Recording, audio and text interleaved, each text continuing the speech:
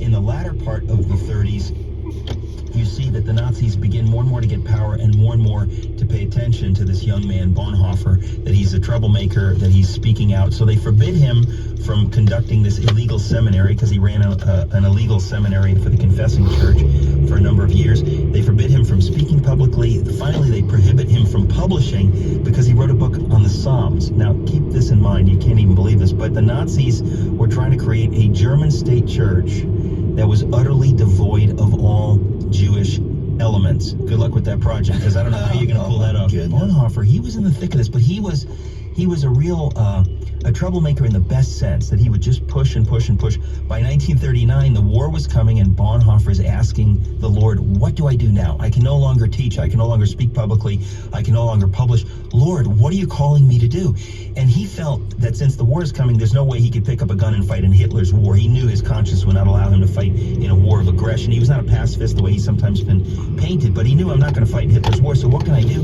Well, he decides to go back to America, and he has all kinds of people pull strings. Reinhold Niebuhr and all these bigwigs pull strings so the brilliant Bonhoeffer can come to America and teach and really weather the storm that's coming. But no sooner does he get on the ship to America in June of 1939 than he knows that somehow he's made a mistake, that he's missed God. He does not have the peace of God. He spends 26 days in New York City before he gets on another ship and goes back into the belly of the beast, into danger, into harm's way.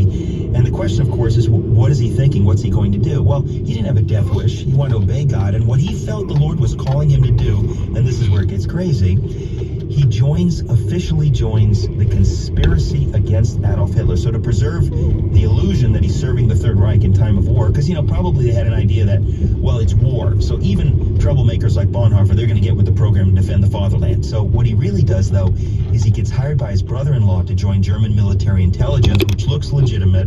But in fact, what he was going to do was participate with his brother-in-law and other members of German military intelligence in this vast conspiracy to assassinate Adolf Hitler. And it's an amazing thing, and part of what his job was to travel to neutral countries to make contact with the Churchill government, for example, to let them know there are Germans inside Germany working against the Nazis, and will you help us? And so that's what he ends up doing. So he could have stayed in America and avoided the dark road that led to his execution. That's exactly right. And he deliberately came back knowing what it was going to cost him. Well, talk about the cost of discipleship.